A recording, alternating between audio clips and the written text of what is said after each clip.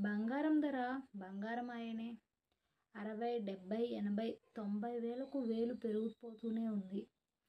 కాస్త తగ్గితే కొందాం అనుకునే వాళ్ళకు ఎప్పటికప్పుడు షాక్ ఇస్తుంది. 60,000 దగ్గర చాలా నెలలే గోల్డ్ రేట్ స్థిరంగా ఉంది. ఆ తర్వాతే రప్పా పెరుగుతోంది.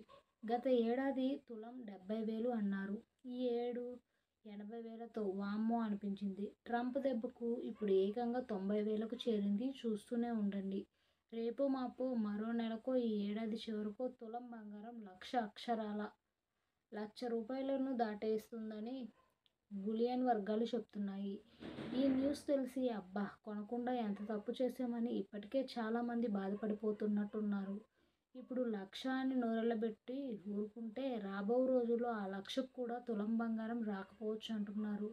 ఎందుకంటే అది బంగారం మరి. అంతర్జాతీయ మార్కెట్లలో గోల్డ్కు విపరీతమైన డిమాండ్ ఉంది.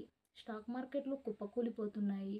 మదుపర్లు పెట్టుబడులు ఉపసంహరించుకుంటున్నారు. ఈ సొమ్మంతా సురక్షితమైన పెట్టుబడి సాధనంగా భావించి బంగారంలో పెడుతున్నారు. అందుకే గోల్డ్ రేట్ భారీగా పెరుగుతుంది. అంతేకాని పెళ్లిళ్ల సీజన్ అని కాదు. ఆషాఢం వస్తుందని తగ్గుతుందని కూడా అనుకోకండి. పసిడి ధరలకు మన పెళ్లిళ్లు ఆషాఢంతో అసలే మాత్రం సంబంధం లేదు. రేట్ డిసైడ్ చేసేది అంతర్జాతీయ పెట్టుబడులే. ట్రంప్ దెబ్బకు బంగారం దగదగ. ఇప్పటికే గోల్డ్కు గుడ్ టైం నడుస్తుండగా అమెరికా అధ్యక్షుడు ప్రెసిడెంట్ తీసుకుంటున్న నిర్ణయాలు ఆర్థిక వ్యవస్థలను మరీ కుదిపేస్తున్నాయి. లేటెస్ట్గా ఇండియా, కెనడా, చైనా, జపాన్, యూరోప్లతో సహా చిన్న పెద్ద దేశాలపై ప్రతీకార సుంకాలు బాదేశాడు.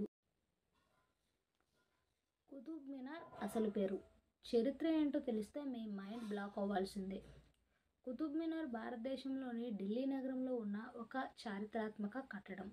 దీనిని 5వ శతాబ్దంలో రాజవిక్రమాదిత్య నిర్మించారు. ఇది ప్రపంచంలోనే ఎత్తైన ఇటుకలతో నిర్మించిన మినార్లలో ఒకటి. దీని ఎత్తు 72.5 మీటర్లు. దీనిని 1193లో ఢిల్లీ సుల్తాన్ కుతుబుద్దీన్ ఐబక్ నిర్మించడం ప్రారంభించాడు. అతను ఢిల్లీ సుల్తానేట్ను స్థాపించిన తరువాత ఈ మినార్ను నిర్మించాడు. ఐబక్ మొదటి అంతస్తును మాత్రమే పూర్తి చేయగలిగాడు. తరువాత అతని అల్లుడు ఇల్తుత్మిష్ దీనిని పూర్తి చేశాడు. తర్వాత ఫిరోజ్ షా తుగ్లక్ దీనికి మరమ్మతులు చేయించాడు. దీనికి కుతుబుద్దీన్ ఐబక్ పేరు పెట్టడానికి ప్రధాన కారణం. దీనిని 1193లో కుతుబుద్దీన్ ఐబక్ నిర్మించడమే. దీనిని పూర్తి చేసిన ఇల్టుట్మిష్ కుతుబుద్దీన్ ఐబక్పై గౌరవంతో అతని పేరు పెట్టారు. అయితే కుతుబ్ మినార్ అసలు పేరు విష్ణు స్తంభం. కుతుబ్ మినార్ ఆవరణలోనే ఉన్న లోహశాస్త్ర విచిత్రం ఏంటంటే ఇనుప స్తంభంపై 4వ శతాబ్దానికి చెందిన బ్రాహ్మీ లిపిలో రాయబడిన శాసనార్థాల ప్రకారం కుతుబ్ మినార్ పూర్వపు పేరు విష్ణుధ్వజం అని తెలుస్తుంది. విష్ణుదేవుని స్తంభం అనే అర్థంలో వాడారట. హిందూ శిల్పకళా పద్ధతిని ప్రతిబింబించేలా స్తంభంపై అలంకరించిన గరుడ శిల్పం ఉంది. మినార్ను నిర్మించిన కొండ ప్రాంతాన్ని కృష్ణపాదం అని పిలుస్తారు. దీనిని విజయస్తూపంగా ముస్లిం పాలకులు పేర్కొన్నారు.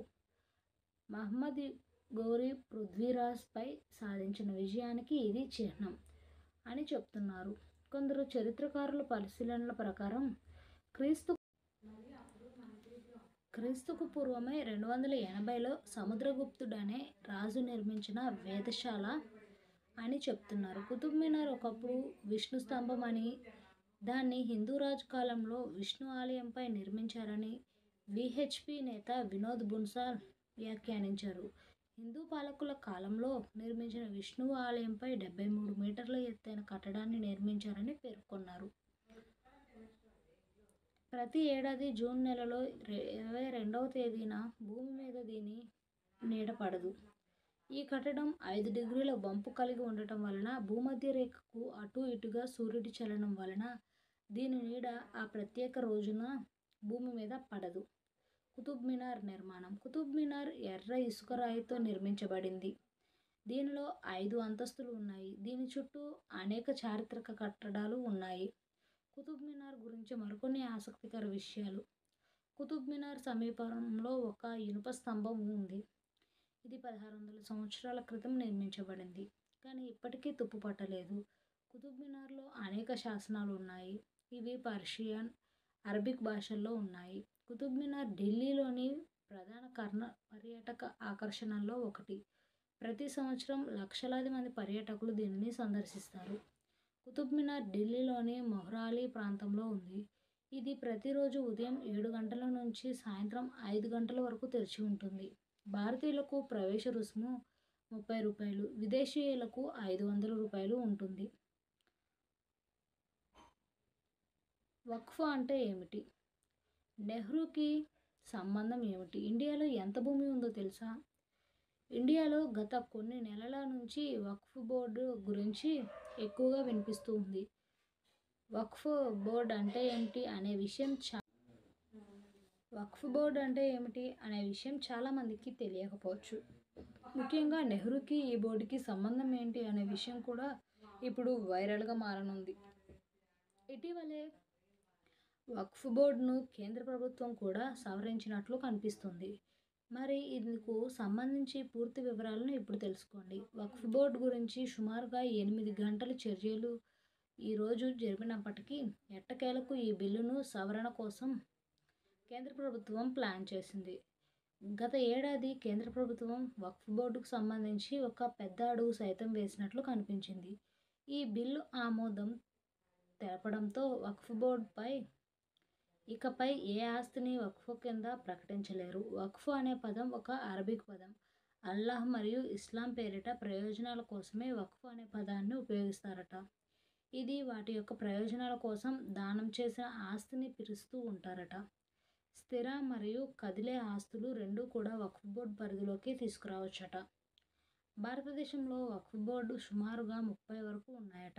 జవహర్లాల్ నెహ్రూ 1954లో ఈ చట్టాన్ని అమల్లోకి తీసుకురాగా 1995లో ఈ చట్టాన్ని సవరించారు.